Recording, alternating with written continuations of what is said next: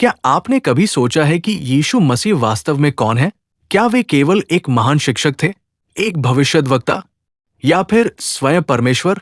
यदि आपको इन प्रश्नों का उत्तर जानना है, तो आज का अध्ययन आपकी सोच बदल सकता है। क्योंकि यूहन्ना का सुसमाचार किसी कहानी से शुरुआत नहीं करता, बल्कि एक ऐसे सत्य से करता है जो पूरी सृष्टि से भी पहले का है। यूहन्ना लिखता है, आदि में वचन था, वचन परमेश्वर के साथ था, और वचन परमेश्वर था। यूहन्ना 1:1 ये केवल एक वाक्य नहीं, बल्कि पूरे सुसमाचार की नींव है। आज हम यूहन्ना अध्याय 1 को सरल भाषा में समझेंगे।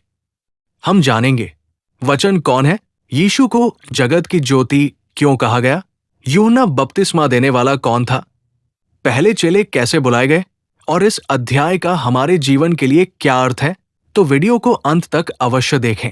भाग 1, आदि में वचन था। यूहन्ना 1:1-5। यूहन्ना अपनी पुस्तक की शुरुआत यीशु के जन्म से नहीं करता, वो हमें समय से भी पहले ले जाता है। आदि में वचन था। यहां वचन अर्थात परमेश्वर का जीवित वचन यीशु मसीह। इसका अर्थ है कि यीशु की शुरुआत बैतलहम में नहीं हुई, वे अनादि काल से हैं। उन्होंने ही सारी सृष्टि की रचना की। यूहन्ना कहता है कि जो कुछ बना वो उसी के द्वारा बना। इसका अर्थ है कि सूर्य, चंद्रमा, पृथ्वी, मनुष्य, पशु पक्षी सब उसी के द्वारा अस्तित्व में आए। फिर लिखा है कि उसी में जीवन था, और वो जीवन मनुष्यों की ज्योति था।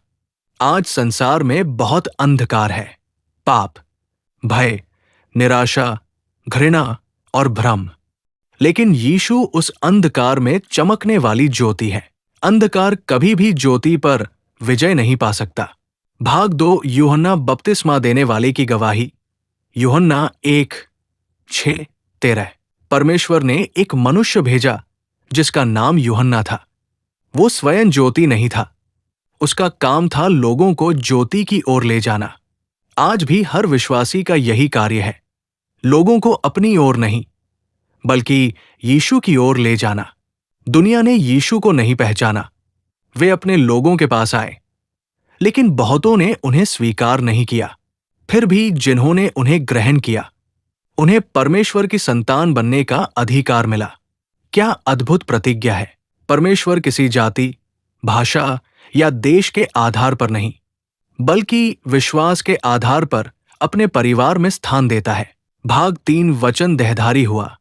यूहन्ना 1:14-18। यूहन्ना लिखता है, वचन देहधारी हुआ और हमारे बीच में डेरा किया। यही मसीही विश्वास का केंद्र है। परमेश्वर दूर नहीं रहा, वो मनुष्य बनकर हमारे बीच आया। उसने भूख, प्यास, दुख, आंसू और पीड़ा का अनुभव किया, लेकिन उसने कभी पाप नहीं किया। उसमें अनुग्रह और सत्य दोनों परिपूर्ण थे। यदि केवल सत्य होता तो हम दोषी ठहरते, यदि केवल अनुग्रह होता तो न्याय पूरा नहीं होता। यीशु में सत्य भी है और अनुग्रह भी। भाग 4, परमेश्वर का मेमना। यूहन्ना 1:19-34।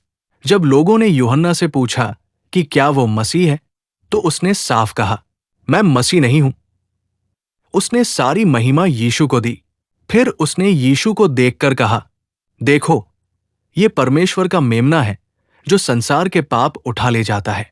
पुराने नियम में लोग अपने पापों के लिए मेमने की बलि चढ़ाते थे, लेकिन यीशु अंतिम और सिद्ध बलिदान बने। उनकी मृत्यु के कारण आज हमें क्षमा और उद्धार मिल सकता है। भाग 5, पहले चेले। यूहन्ना 1:51।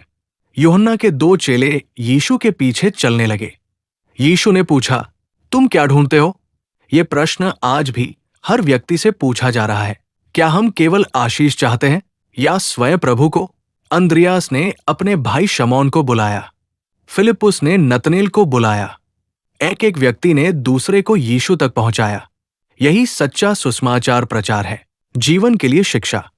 1, यीशु अनादि परमेश्वर है। 2, वही संसार की सच्ची ज्योति है। 3, उन्हें ग्रहण करने वाला परमेश्वर की संतान बनता है। 4, यीशु संसार के पापों के लिए बलिदान बने। 5, हर विश्वासी का कर्तव्य है कि दूसरों को भी यीशु तक ले जाए। निष्कर्ष, यूहन्ना अध्याय एक केवल इतिहास नहीं है, ये हमें एक निर्णय लेने के लिए बुलाता है। क्या हम यीशु को केवल एक महान व्यक्ति मानेंगे या अपने उद्धारकर्ता और प्रभु के रूप में स्वीकार करेंगे? यदि हम उन्हें स्वीकार करते हैं तो हमारा जीवन नया हो सकता है।